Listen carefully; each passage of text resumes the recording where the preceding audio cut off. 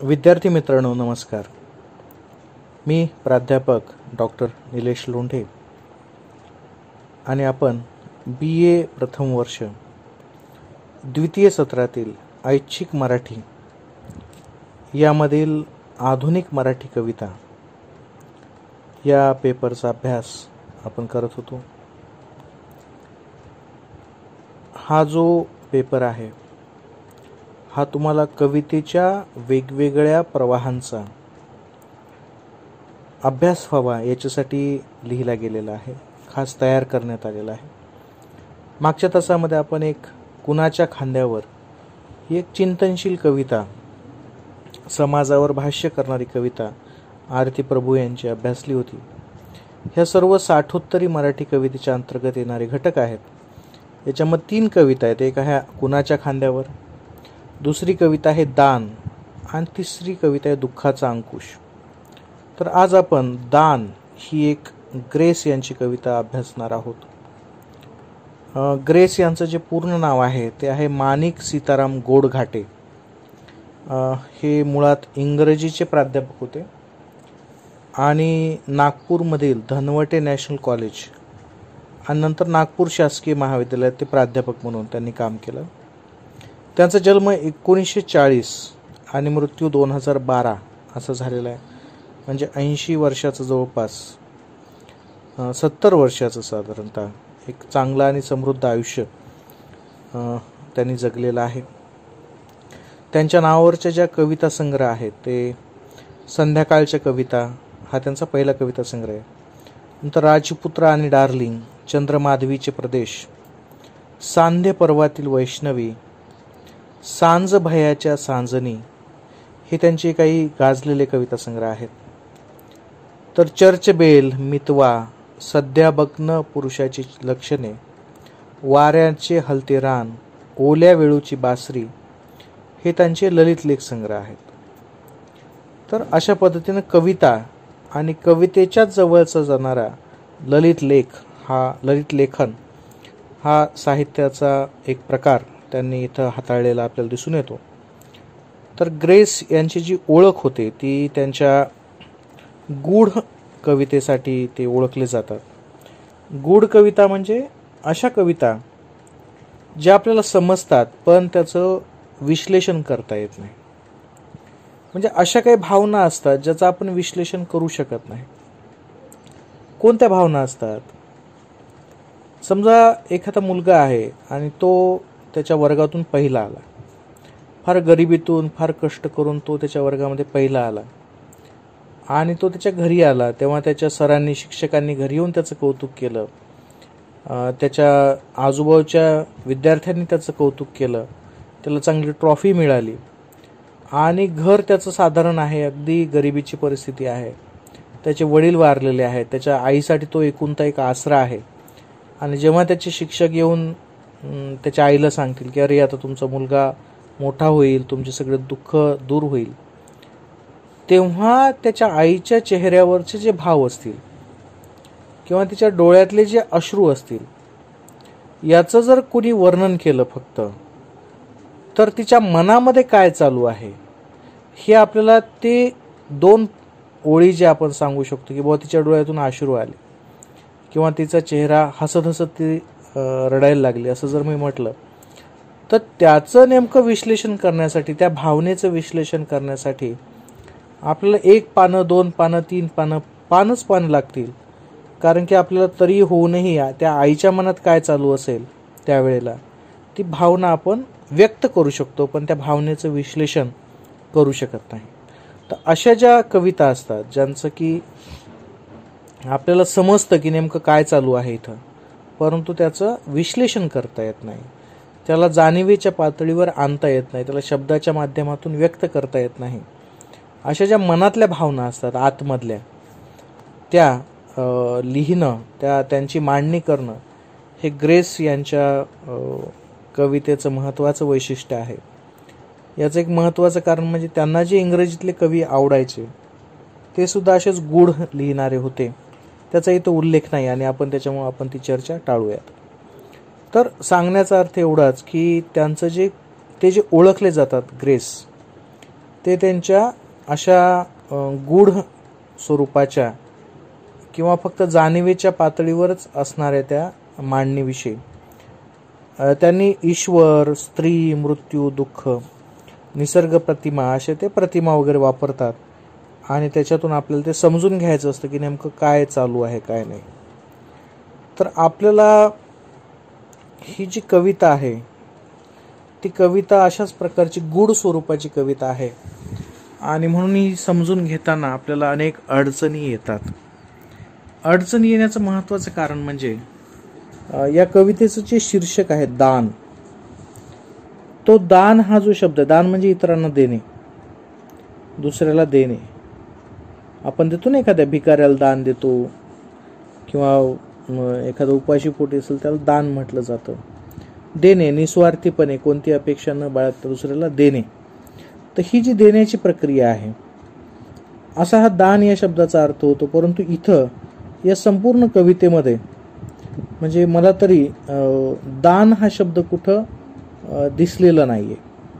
म्हणजे आता कवी हा दान घेतोय का दुसऱ्याला दान देतोय, दोन्ही प्रक्रिया असतात ना. तर त्याच्यापैकी तो नेमका काय करतोय हे याच्यामध्ये समजून घेणं ही पहिली गोष्ट अतिशय महत्त्वाची आहे. कुणी कुणाला दान दिलेलं आहे हा सुद्धा महत्त्वाचा आहे. परंतु आपण थोड्या वेळासाठी या कवितेच्या शीर्षकाकडे थोडंसं दुर्लक्ष करूयात आणि स्वतंत्रपणे आपण या कवितेचा अभ्यास करूयात. कारण की ही कविता थोडीशी गंभीर आहे, सूचक आहे आणि भावना व्यक्त करणारी, एका भावनेचा मांडणी करणारी. आता ही भावना कोणती आहे, आपण त्यांचं विचार विश्व, निसर्गाच्या ज्या प्रतिमा वापरलेल्या आहेत त्या थोड्या करत त्याचं विश्लेषण करत जाऊया. आता कवी म्हणतो पहिल्या ओळीमध्ये, धूळ लागली दिशांना त्यांचे अंग निळे पान. धूळ लागली दिशांना त्यांचे अंग निळे पान, सूर्य उभा डोळ्यापाशी आता जाईल बुडून. मेघ किती रंगवेडी तेही निरंग होतील, असे व्हावेच लागते कधी आपल्यात खोल.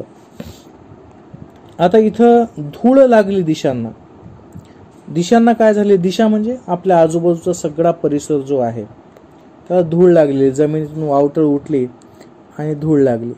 आणि ही धूळ कोणत्या रंगाची, तर ती आहे निळ्या पान रंगाची. आता निळ्या रंगाची धूळ असते का हो, तर अजिबात नसते.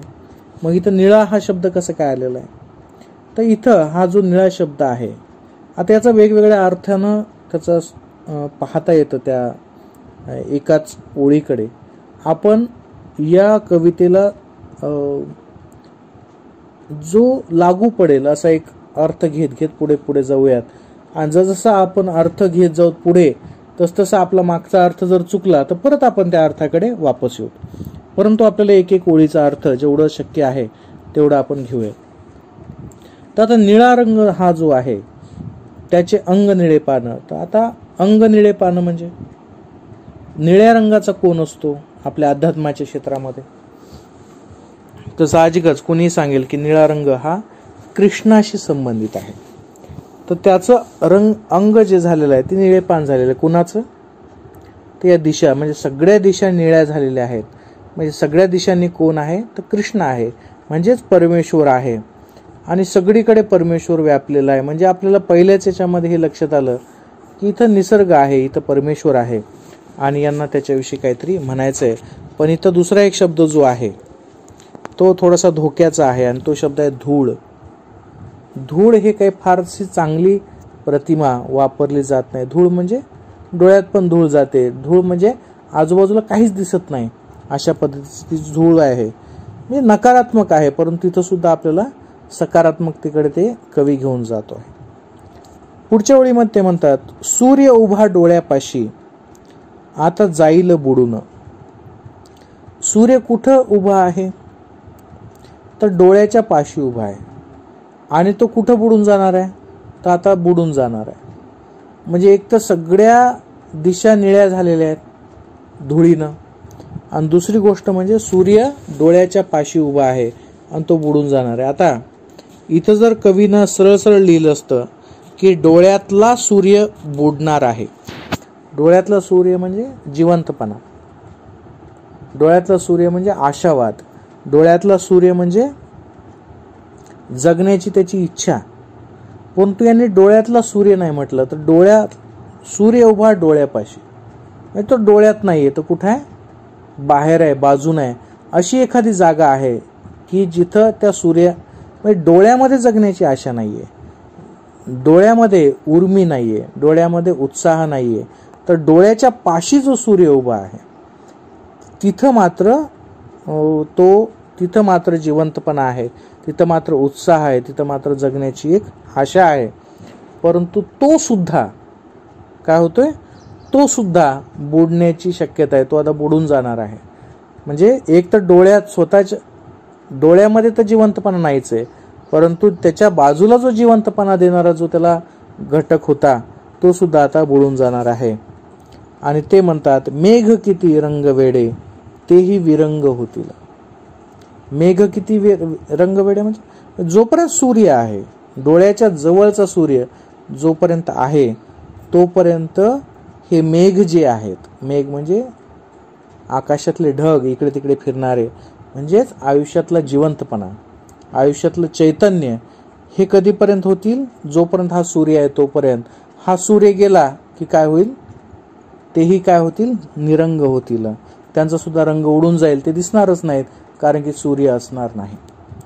म्हणजे या ठिकाणी आपण एक अतिशय महत्वाची गोष्ट घेतली पाहिजे लक्षात, की कवीच्या आजूबाजूला म्हणजे कवीच्या व्यक्तिमत्वाच्या शेजारी असं कोणतरी आहे ज्याच्यामध्ये परमेश्वराचा अंश आहे, ज्याच्यामध्ये सूर्याची प्रखरता आहे, सूर्याचा जिवंतपणा आहे, आणि ज्याच्यामध्ये उत्साह आहे, चैतन्य आहे. परंतु असं असताना सुद्धा कवी म्हणतोय, असे व्हावेच लागते कधी आपल्यात खोल. म्हणजे कसे व्हावे लागते, हे एक महत्वाचा प्रश्न आहे. कसे व्हावे लागते, म्हणजे निळेपान व्हावे लागते, सूर्यासारखे व्हावं लागते, का मेघासारखे व्हावं लागते, का याच्या उलट धुळीसारखे व्हावं लागते, बुडून जाणाऱ्या सूर्यासारखे व्हावं लागते, का निरंग व्हावे लागते. तर इथं जो अर्थ आहे तो आहे निरंग होण्याचा, तो आहे सूर्य बुडवून देण्याचा, तो आहे स्वतःला निळपान करण्याचा. तर हा जो प्रकार आहे तो म्हणतात, असे व्हावेच लागते कधी आपल्यात खोल. म्हणजे या जीवनाचा, ही जी धूळ उडाली असते आपल्या आजूबाजूला आयुष्यामध्ये, आपलं नाव घेऊन जे लोक करतात त्याच्यापासून कत्तर दूर व्हावं लागतं. जे आशा, अपेक्षा, जिवंतपणा, चैतन्य, याच्यापासून कुठंतरी वेगळं व्हावं लागतं. आणि काय करावं लागतं, कधीतरी आपल्यातच खोल जावं लागतं. आपल्यातच खोल जावं लागतं म्हणजे या सगळ्या जगापासून, या सगळ्या धावपळीपासून, या सगळ्या आशा अपेक्षेपासून, या सगळ्या दुःखापासून आणि सुखापासून कुठंतरी दूर जावं लागतं आणि स्वतःमध्ये चिंतनमग्न व्हावं लागतं. आता असं झाल्यानंतर काय होतं, तर कवी म्हणतो, मुके एखादे पाखरू त्याचे आर्त निनादेल. मुके एखादे पाखरू म्हणजे, आणि झाडाची सावली थोडा अंधार मागेल, अशा दुःखाच्या काठाशी माझे थांबतील पाय. म्हणजे काय म्हणतोय हो, तर अशा सर्व व्यवहारातून जेव्हा आपण बाहेर येऊत, या गलबल्यातून जेव्हा आपण बाहेर येऊ, बाहेरचा सगळा अंधकार पसरेल, तेव्हा काय होईल, मुके एखादे पाखरू त्याचे आर्त निनादेल. आर्त म्हणजे मुके पाखरू म्हणजे ज्याला बोलताच येत नाही असं एखादं पाखरू, जे आपल्या मनामध्ये दडलेलं. पाखरू म्हणजे पक्षी. पक्षी हे कशाचं प्रतिनिधी करतो, तो उडणाऱ्या, मुक्त उडणाऱ्या असा तो पाखरू आहे, असं तो पक्षी आहे. परंतु तो काय झालेला आहे, आतमध्ये दबून गेलेला आहे, आतमध्ये खूप दाबला गेलेला आहे आणि तो काहीही बोलत नाही. म्हणजे तुमचं मन, तुमचा अंतरात्मा, तुमच्या इच्छा, तुमच्या अपेक्षा या इतक्या आतमध्ये दबलेल्या आहेत की त्याला पुढे येता येत नाही. आणि जेव्हा तुम्ही हे सगळं जगाच्या आजूबाजूचं बंद करसाल, सगळे दरवाजे बंद करसाल, तेव्हा काय होईल, ते जे आतमधलं पाखरू आहे, जे कधीच बोललं नाही, ज्या पक्षाला तुम्ही कोंडून ठेवलेलं आहे, ज्या मनाला कोंडून ठेवलेलं आहे, ज्या इच्छांना कोंडून ठेवलेलं आहे, अशी एखादी इच्छा, असं काहीतरी असेल की जे आर्त निनादेल, म्हणजे त्याचा आत्मा बाहेर येईल, त्याचा आत्मा गाणं म्हणू लागेल, निनादेल. हे नकारात्मक नाही, तर हे काय सकारात्मक आहे. त्याचा आवाज वाढत वाढत जाईल. जेव्हा तुम्ही बाजूचे सगळे आवाज बंद करसाल, जेव्हा तुम्ही काळोखामध्ये स्वतःमध्ये खोल जासाल तेव्हा. आणि झाडाची सावली थोडा अंधार मागेल. झाडाची सावली अंधार कशाला मागेल? झाड काय करतं? सावली देतं. कधी? जेव्हा खूप प्रखर ऊन असतं तेव्हा ते झाड स्वतःवर ते ऊन सगळं घेतं आणि दुसऱ्यांना सावली देतं. म्हणजे सावली निर्माण करणारं झाड प्रत्यक्षात कुठं असतं? उन्हात असतं. ते थकलेलं असतं.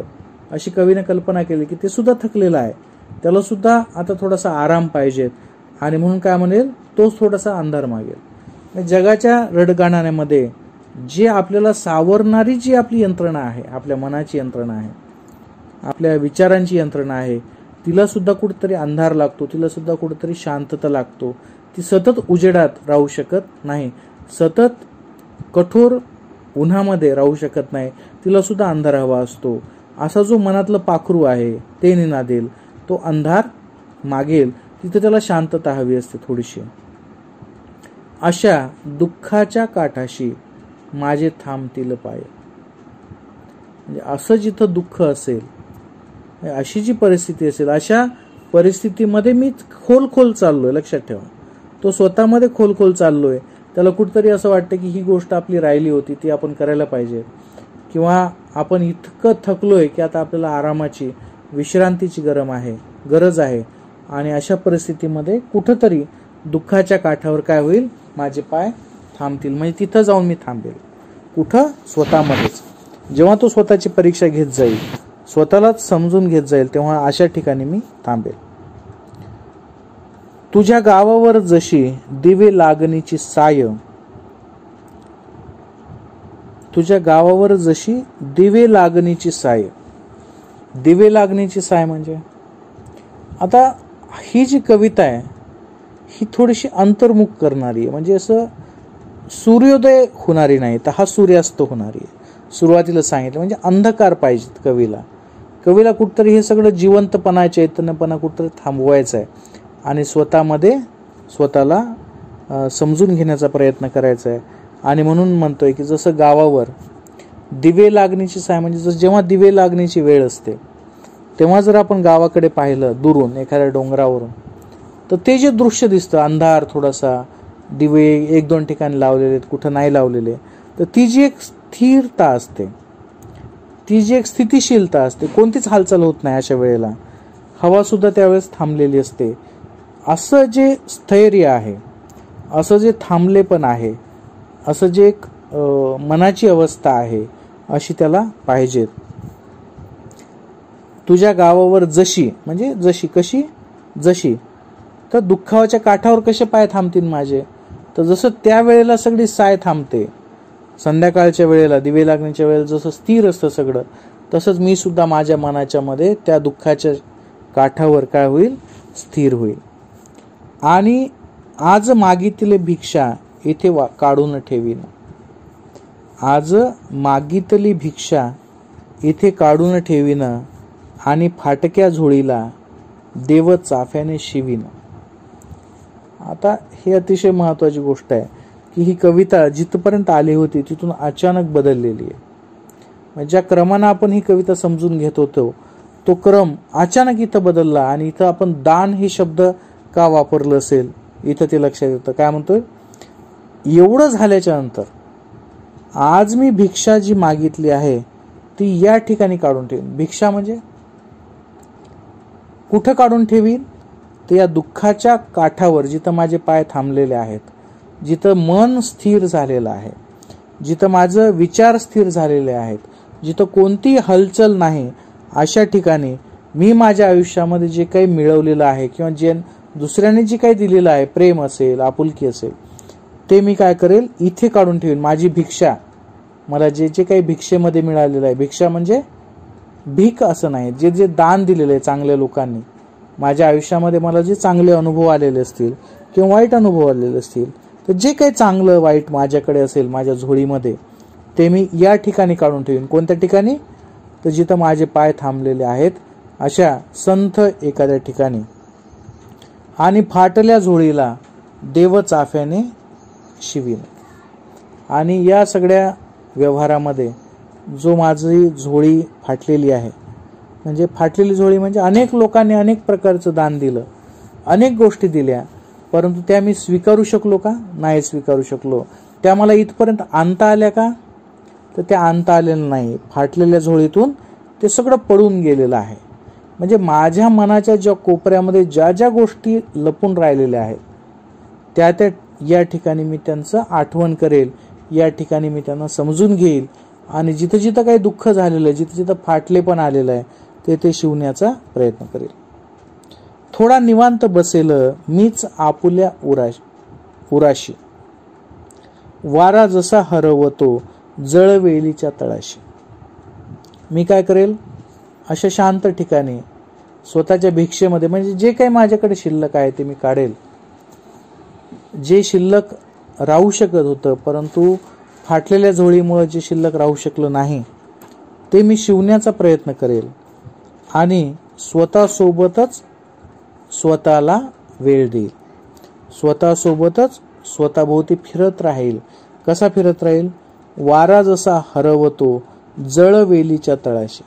म्हणजे पाण्यामध्ये ज्या जळवेली असतात, म्हणजे पाण्यामध्ये ज्या वेलं असतात सुंदर असे फैलेले, तिथंच वारा जसा फिरत राहतो एकाच ठिकाणी, तशाच पद्धतीने मी काय करेल, त्याच ठिकाणी फिरत राहील. कुठं?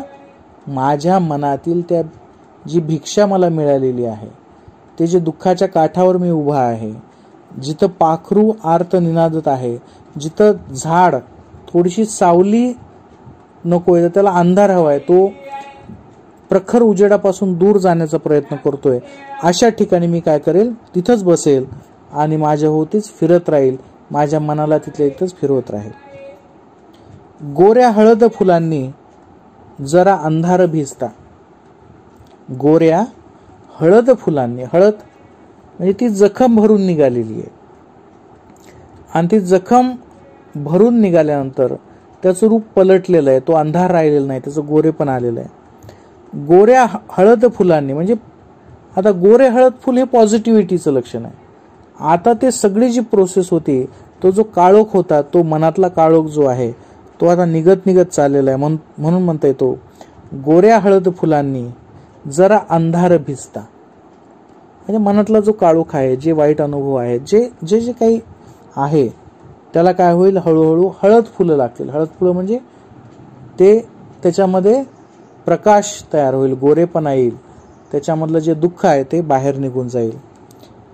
अंधार भिजता मला कळेल मी आलो तुझ्या दारापाशी रीता.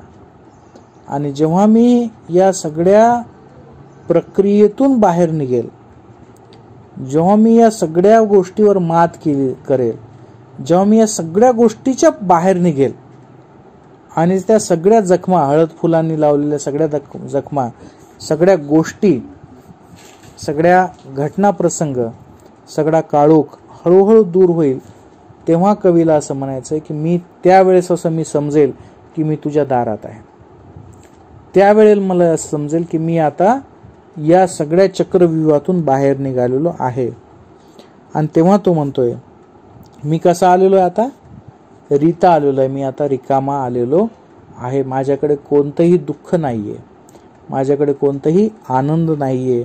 मी रिकाम्या हातानं तुझ्याकडे आलेलो. तुझ्याकडे म्हणजे कुणाकडे? तर इथं कुणाचाही अर्थ काढता येतो. इथं अर्थ काढता येतो कवी स्वतःच्या समोर, बाहेरचा व्यावहारिक कवी हा स्वतःच्या आंतरिक कवी समोर उभा राहिलेला आहे, किंवा एक कवीचं अंतर्मन हे परमेश्वराच्या समोर उभं राहिलेलं आहे, किंवा कवी त्याच्या प्रेयसी समोर, पत्नी समोर उभा आहे, कवी त्याच्या आईसमोर उभा आहे. म्हणजे तो कुणाच्या दारामध्ये जातो तर इथं त्याचा गूढता इथं कायम राहते, कारण की तो कुणाजवळ आलेला आहे हे आपल्याला सांगता येत नाही. कदाचित तो स्वतःजवळ तिथं गेलेला असेल, कारण की तो स्वतःला शोधण्याच्या प्रवासामध्ये आहे. आणि पुढे म्हणतोय तुला पुरेल एवढे बुबळातील हे पाणी. आणि अशा वेळेला या सगळ्या दुःखातून, या सगळ्या कष्टातून, सगळ्या एकेरीपणातून, या सगळ्या एकांतातून शेवटी काय होईल? मी अशा परिस्थितीमध्ये येईल की माझ्या डोळ्यातून पाणी येईल. मी तुझ्या समोर जेव्हा उपस्थित होईल तेव्हा काय होईल, तुला पुरेल एवढे बुबुळातील हे पाणी पुरतील पुढे मला तुझी तहानली गाणी. म्हणजे अशा अवस्थेमध्ये कोणती प्रोसेस होणार आहे? एवढं आतमध्ये, पूर्ण आतमध्ये गेल्याच्या नंतर शेवटी कवी काय करणार आहे, तर कवी करणार आहे त्याच्या डोळ्यामध्ये पाणी येणार आहे. त्याचं दुःख, त्याच्या वेदना तो लपू शकणार नाही आणि तोच ते देऊ शकतो. त्याचं जे दुःख आहे, त्याच्या ज्या वेदना आहेत त्या त्यानं एवढ्या आतमधून काढलेल्या आहेत, आतमधल्या खूप खाली दबलेल्या, ज्या व्यवहारिक जीवनामध्ये कधीच निघाल्या नसत्या, अशा ज्या वेदना आहेत त्या जेव्हा बाहेर निघतील, जेव्हा कवी त्यांना जाणीवपूर्वक बाहेर काढेल, तेव्हा एकच गोष्ट होऊ शकते की त्याच्या डोळ्यात पाणी येईल. आणि असं हे जे पाणी आहे त्याला म्हणणं आहे की पुरतील पुढे मला तुझी तहानली गाणी. म्हणजे या पाण्यावर, या दुःखावर, या वेदनेवर पुढचं सगळं आयुष्य, पुढचं सगळ्या गाणी, म्हणजे पुढच्या सगळ्या कविता, पुढचं सगळ्या घटनाक्रम हा पुढे निघून जाईल. म्हणजे जगण्याला बळ देणारे हे जे त्याचे अश्रू आहेत, जगण्याला बळ देणारे त्याचं हे जे दुःख आहे ते इथं कवीनं अशा पद्धतीनं मांडलेलं आहे. तर ही गूढ स्वरूपाची कविता, म्हणजे सायकोलॉजिकली कविता, ही मानसशास्त्रीय दृष्ट्या केलेली कविता आहे. माणसाच्या आतमध्ये जात जात जात शेवटी जेव्हा ते सगळं दुःख बाहेर येतं तेव्हा ते साहजिकच डोळ्यातून पाणी आणणार असतं.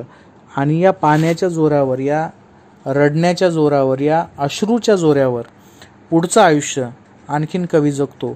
असं एक संवेदनशील कवी, असा एक संवेदनशील माणूस आणि असा एक संवेदनशील प्रसंग या कवितेमधून कवीने व्यक्त केला आहे.